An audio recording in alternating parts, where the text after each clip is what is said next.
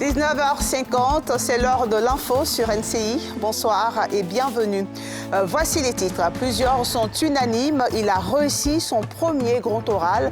Le chef du gouvernement, Patrick Achi, était face à la presse hier. Sous Alassane Ouattara, la Côte d'Ivoire a dépassé toutes les attentes de notre pays, a-t-il affirmé.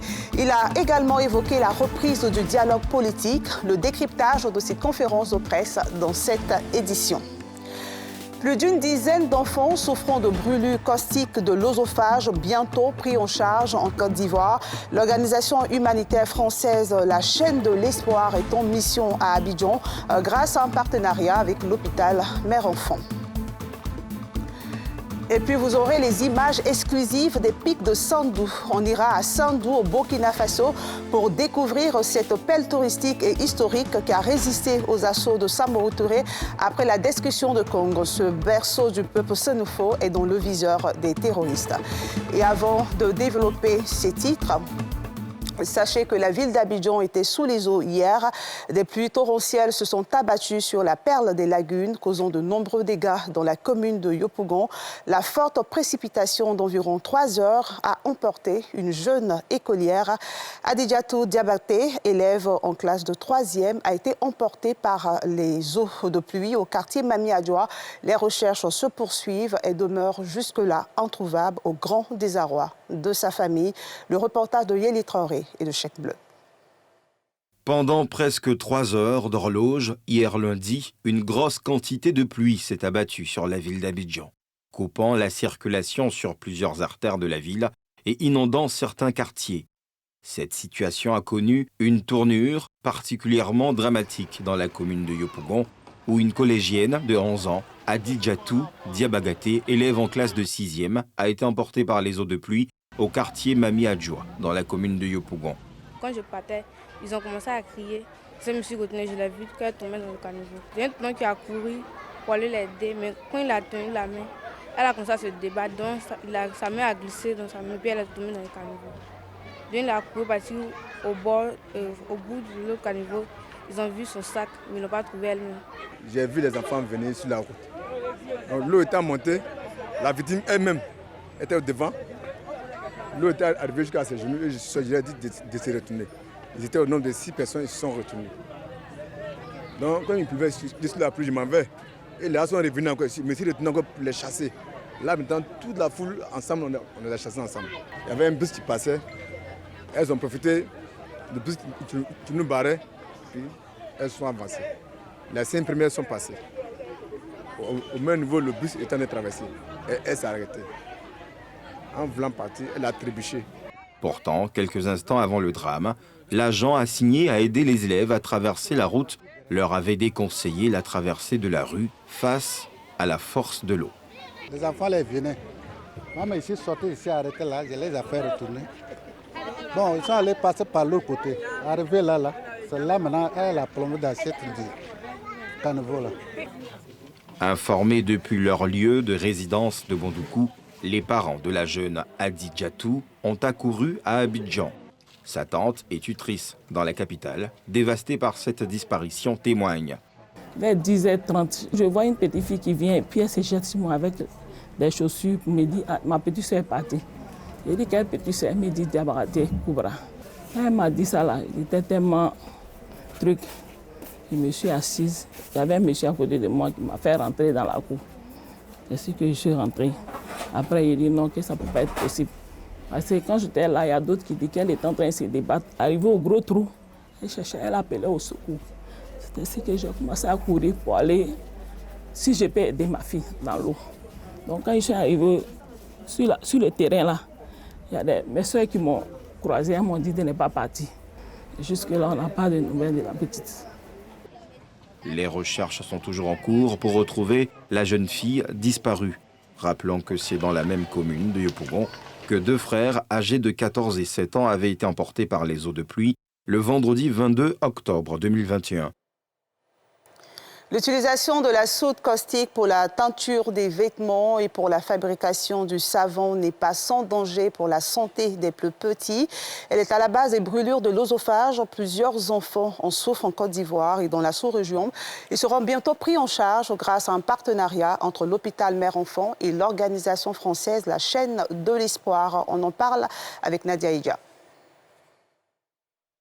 Après plusieurs mois de maladie, 12 enfants atteints de brûlures caustiques de l'œsophage issus de la Côte d'Ivoire, du Sénégal, du Congo et du Togo seront bientôt soulagés.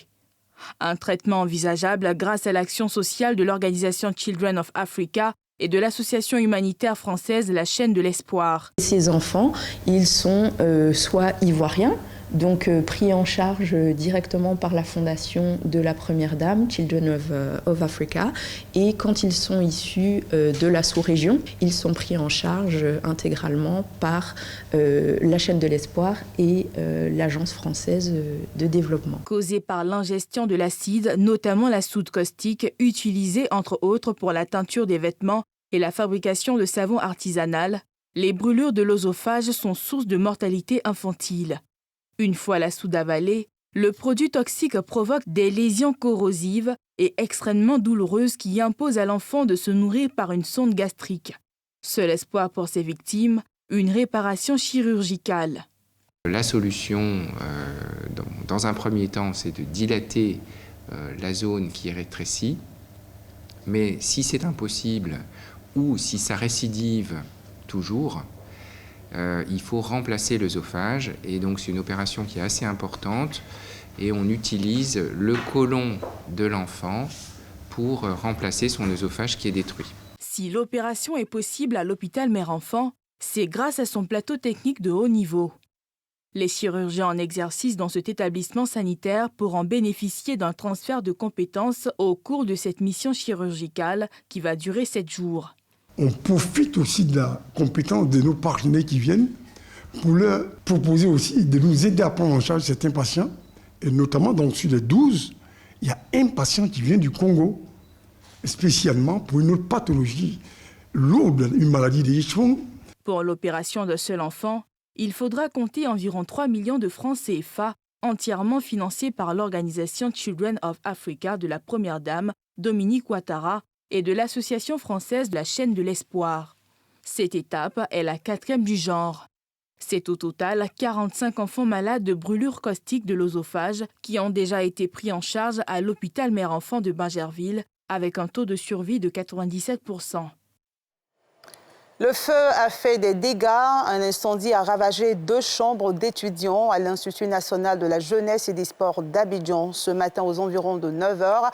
L'incendie a débuté dans l'une des 64 chambres d'un bâtiment. Pour l'heure, les causes de cet incendie restent inconnues. On en parle avec Jean-Michel Quadio et Mathieu Rambadé.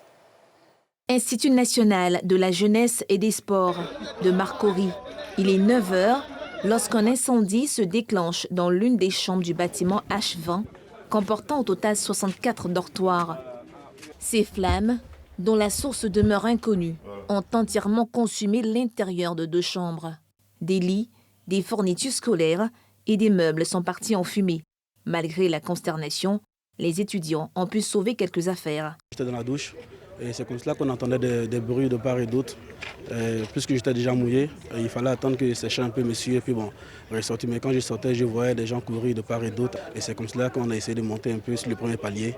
Et c'est comme cela qu'on a vu l'incendie. Mais vu la fumée, vu la puissance de la fumée, on n'a pas pu accéder au premier palier. Et c'est comme ça que nous sommes descendus dans l'espoir de pouvoir vider les chambres du palier 2 plus du palier 3. Le directeur général de l'INJS, Habib Sanogo, face à cette situation, a salué la solidarité des étudiants et a pris les dispositions nécessaires pour leur sécurité. Je voudrais féliciter la réaction des étudiants qui, en toute responsabilité, avec les gestes que nous leur apprenons au cours de leur formation, qui ont réussi dans un élan de solidarité à sauver quand même les meubles. Et ils avaient déjà fait le gros du travail avant l'arrivée des pompiers donc, pour pouvoir arriver à circonscrire ce feu-là. Il y a eu plus de peur que de mal. Et nous n'avons déploré aucun blessé. Les étudiants seront relogés. Le bâtiment était déjà identifié. Et pour que nous passions donc à la remise en état de ces bâtiments. Selon le directeur général de l'Institut, une enquête est en cours pour déterminer la source du drame. Aucune perte en vie humaine n'a été déplorée. Parlons maintenant de ce grand oral de Patrick Hachi hier devant la presse. Le chef du gouvernement a fait le bilan à mi-parcours de l'action gouvernementale. Pour lui, guidé par la vision du président de la République, la Côte d'Ivoire a dépassé toutes les attentes et a su regagner un vrai leadership continental. Le chef du gouvernement a évoqué la reprise du dialogue politique, mais il a surtout donné les détails sur le programme du gouvernement dénommé Côte d'Ivoire solidaire. Retour sur les grands axes de ce grand oral avec Pierre Dipobella. Le Premier ministre Patrick Hachi s'est appesanti sur les performances économiques de la Côte d'Ivoire pendant ces 10 dernières années. Un bond qualitatif à travers le budget de l'État qui est passé du simple au triple. Le volume global des investissements publics et privés qui ont été multipliés par 7, la chute du taux de pauvreté à 16 points, correspondant à plus d'1 600 000 personnes sorties de la précarité. L'amélioration de l'indice de sécurité passe de 6,8 en 2012 à 1,6 à la date de septembre 2021. Pour la poursuite de cette dynamique les 10 prochaines années, le Premier ministre a indiqué la vision du gouvernement qui consiste à la transformation de l'économie à travers un secteur privé fort. Cela nécessitera d'une part d'ériger le développement du secteur privé en priorité nationale sur tout le territoire, parce que c'est lui, d'abord, plus que l'État, qui crée la richesse et les emplois. La transformation structurelle de notre économie pour faire du secteur privé une priorité nationale, créer plus de richesses pour le pays. Et cette transformation est en marche. Le Premier ministre ivoirien place la recherche de la paix à travers la justice sociale, le dialogue politique et les questions de sécurité aussi bien nationales que sous-régionales au centre des actions du gouvernement. Grâce aux initiatives prises par le président de la République, depuis la rencontre avec le président Bédié, jusqu'à celle qui s'est déroulée le 27 juillet dernier avec le président Laurent Gbagbo, dans un climat de solennité et de fraternité, la démocratie ivoirienne avance dans la paix, la tolérance et le dialogue. Sur le plan sécuritaire, et notamment en ce qui concerne le terrorisme au Sahel, je voudrais vous assurer ce matin que la Côte d'Ivoire, avec ses partenaires, saura faire face aux enjeux. Avec l'Académie internationale de lutte contre le terrorisme de Jacquesville, la Côte d'Ivoire dispose d'un outil unique sur le continent. Plus de 400 stagiaires de la sous-région ont déjà suivi une formation avec l'appui de nos partenaires et l'Académie sera pour l'avenir un élément majeur de notre riposte sécuritaire face à cet enjeu sous-régional. Au niveau social, le chef du gouvernement a annoncé le retour du PS-Gouv les prochains mois. Face aux questions des journalistes, Patrick Hachi a rassuré les Ivoiriens sur le problème de la mobilité à Abidjan. Il a annoncé le métro pour 2025, la voie de contournement appelée Y4, l'aménagement d'une voie express consacrée au BRT et l'implantation de la Sotra à Yamoussoukro, Bouaké et San Pedro. La semaine dernière, le transport urbain a été perturbé à Abidjan en raison d'une grève des chauffeurs de taxi-compteurs qui dénonçaient la concurrence déloyale des véhicules Yongo, Uber et TaxiJet. Le ministère des Transports a mis en place un cadre de discussion. La grève a pris fin, mais le débat, lui, se poursuit. Plusieurs questions sont posées, à savoir quelle est la préférence des usagers. Autrement dit, entre taxi-compteurs et voitures de transport avec chauffeur VTC, quel est le choix des Ivoiriens? Des éléments de réponse dans ce reportage de Salif Alikwe et d'Aruna Zeba. Juliana, après une journée d'intenses travaux dans son entreprise, doit se rendre à son domicile. De son bureau, elle passe une commande via une application pour obtenir une voiture de transport avec chauffeur VTC. Après quelques minutes, un véhicule se présente. Comme elle, ce sont de nombreux Abidjanais qui choisissent ce mode de transport.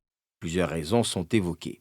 Plus de propriété, il y a plus de sécurité, c'est encore plus ça quoi. Et là au moins tu sais au moins où tu vas. Là-bas au moins c'est encore plus fiable au fait. Au taximètre souvent les distances ne sont pas éloignées mais elles vont te proposer des prix exorbitants et c'est ça le véritable problème. Maintenant si on a d'autres moyens, moi je dis s'il y a d'autres moyens de transport qui peuvent permettre à la population de ne pas payer et je dirais cher, nous, ça nous arrange. Je pense que ça revient à la MACTA ou à l'union des propriétaires ou des conducteurs des taxis-compteurs de s'adapter. Une donne qui fâche les conducteurs de taxi-compteurs de la capitale qui ont lancé il y a quelques jours un mouvement de grève pour, disent-ils, protester contre la concurrence déloyale que leur livrent les acteurs des VTC. Pour les acteurs de ce nouveau type de transport, il est impératif qu'on s'adapte aux nouvelles exigences des clients. Le monde est dynamique, le monde bouge. Lorsque nous sommes souvent en discussion avec nos aînés, les taxis-compteurs, ils sont très nostalgiques de la Côte d'Ivoire des années 80. Quand vous prenez tous les rapports, aujourd'hui en Abidjan, il y a un gros déficit dans le domaine du transport, malgré la présence même des VTC. Et donc, on ne peut pas aujourd'hui ne pas tenir compte de la technologie dans le domaine du transport. Certains chauffeurs de taxi et autres acteurs du transport reconnaissent que des efforts restent à faire pour améliorer leur service. Avec la vidéosurveillance, avec tout ce qu'on voit aujourd'hui, vous allez voir que les chauffeurs vont changer de comportement.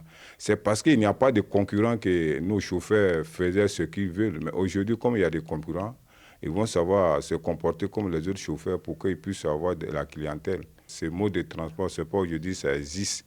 C'est parce qu'il n'y a pas de texte qui les autorise à se mettre à jour. C'est ce qui fait le problème. Notre difficulté aujourd'hui, c'est quoi? Au fait, il y a des gens qui sont fonctionnaires, ils ne sont pas chauffeurs, mais ils quittent au boulot. Ils ont deux boulots à la fois. Là, vraiment, c'est ça. Notre problème, c'est ça. Si on peut faire parlable, c'est-à-dire faire parlable à l'État, pour qu'il allège les choses, nos taxes un peu. Une partie de la population reste tout de même fidèle des taxis traditionnels. Je préfère les taxis. Avec eux, on discute plus tranquillement et puis on avance. Puisque eux-mêmes, quand ils étaient en grève, là, les taximètres de Nyongo, ils ont augmenté pour eux. Les différentes plateformes, c'est des algorithmes qui sont derrière. Ils parlent de l'offre et de la demande. C'est true que dans cette partie de notre activité, on a lancé un mot d'ordre pour demander à tout le monde de laisser son véhicule à la maison. Du coup, il y avait peu de conducteurs connectés pour plus de demandes. La plupart des différentes plateformes qu'on connaît qui fonctionnent ne sont pas des plateformes logées en Côte d'Ivoire, ce sont des plateformes internationales. Donc les traitements ou bien la manipulation des données des différentes plateformes ne dépendent pas d'ici. Le ministère des Transports, pour sa part, a décidé de mettre en place, à la suite des récents mouvements, une plateforme d'échange entre les différents acteurs qui réunit tous les acteurs impliqués dans l'activité du transport routier. Progressivement, la situation est revenue au calme après plusieurs heures entre taxi-compteurs et VTC.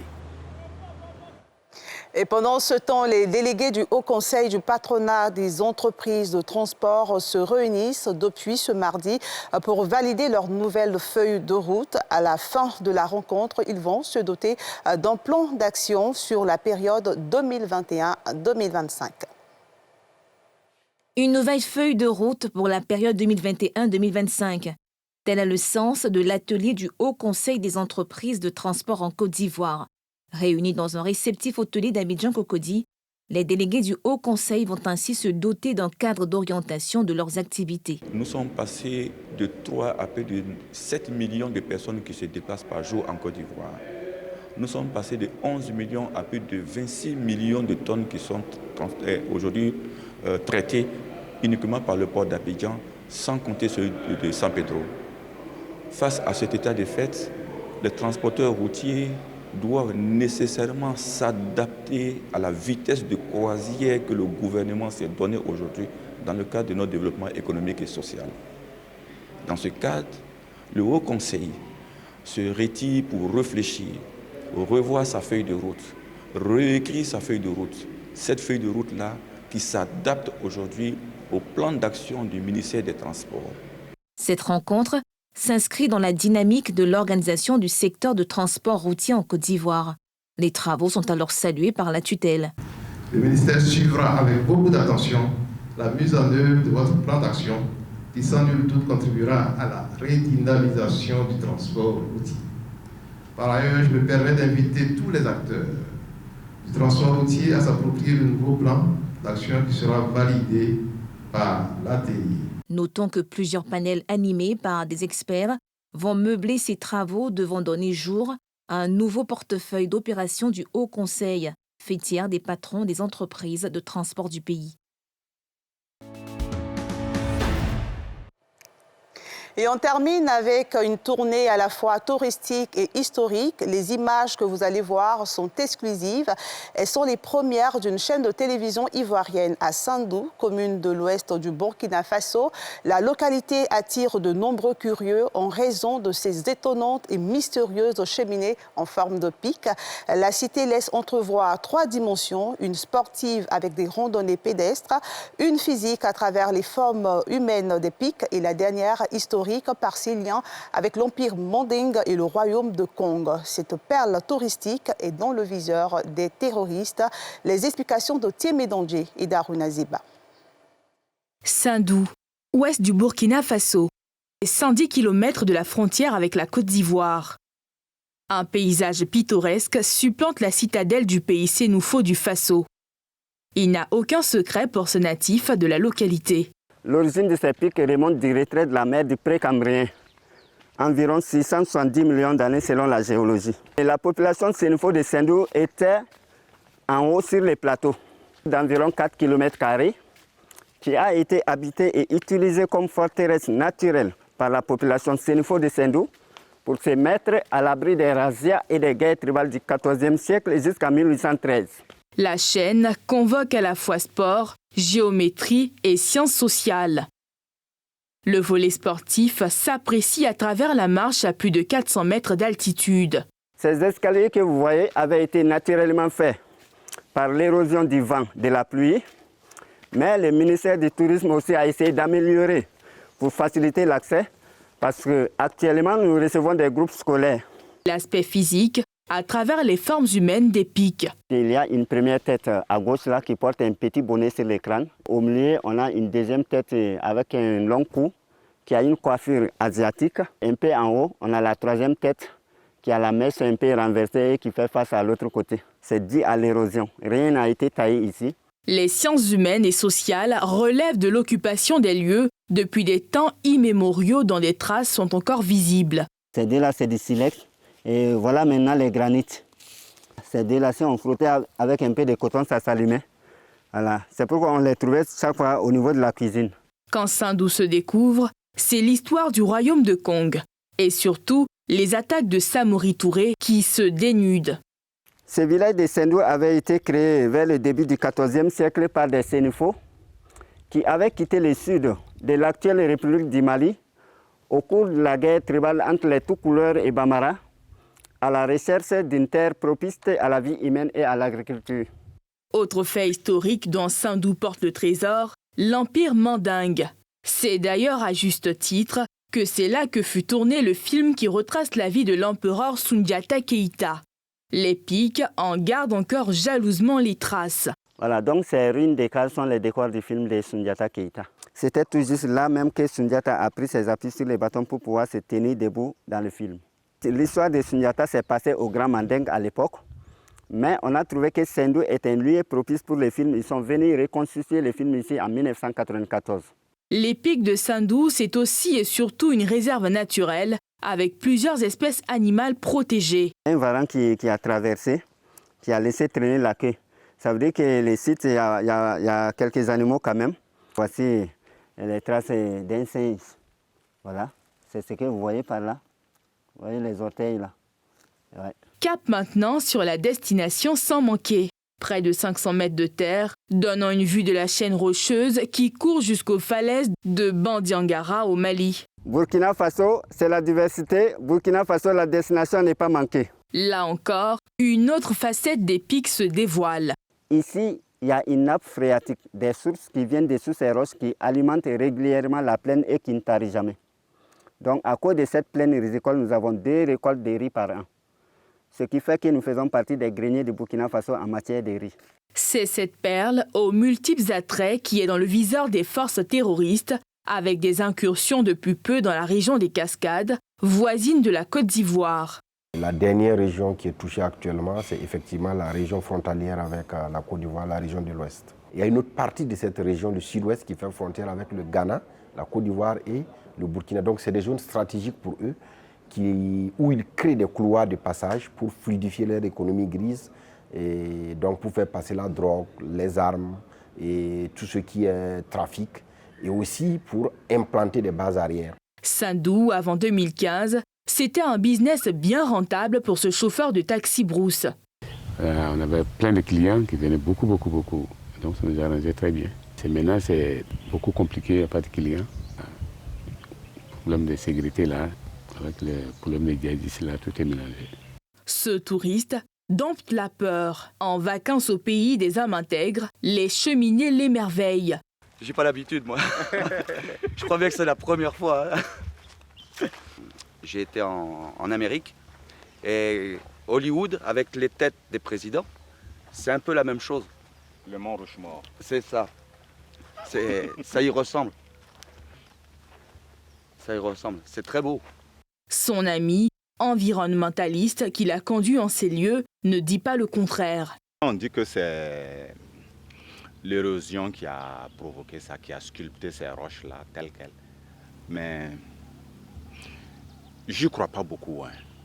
La terre, c'est Dieu qui l'a fait, afin que l'on puisse voir sa toute-puissance, que l'on puisse être en harmonie avec le cosmos, pour nous rappeler que nous sommes juste un micro dans le macro. Quoi qu'il en soit, les pics de Sindou, la résiliente, n'en finissent pas de parler aux âmes qui savent entendre son appel. Et c'est à Sindou que prend fin ce journal de la rédaction de NCI. Merci de votre fidélité. Prenez soin de vous et à demain.